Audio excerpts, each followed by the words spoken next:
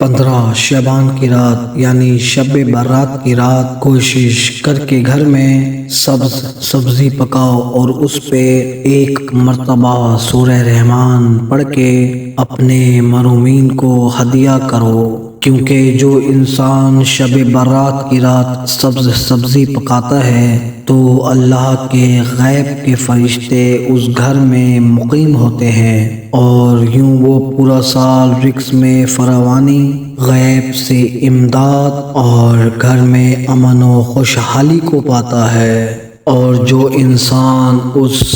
سبزی پر ایک مرتبہ سورہ رحمان پڑھ کر اپنے محرومین کی مغفرت و بخشش کے لیے دعا کرتا ہے تو محرومین برزخ سے التجا کرتے ہیں کہ اے میرے رب، یہ اتنی مبارک رات میرے لیے ہدیہ بھیج رہا ہے، تجھے واسطہ ہے تیرے محبوب کا، آنے والا پورا سال اس کے لیے خوشحالی سے بھر دے، اس کو کامیابی اور کامرانی عطا فرما، اس کی ہر مشکلات جو اس کے اس سال میں آنے والی ہیں اس سے اسے دور کر دے۔ اور یوں مرحومین کی وہ دعا اللہ تبارک و تعالی فوراً قبول کر دیتا ہے اور پھر انسان کی زندگی میں خوشحالی، امن اور برکت عطا ہو جاتی ہے۔ اے لوگوں، شب برات کی رات اپنے گھر میں سبزی پکاؤ،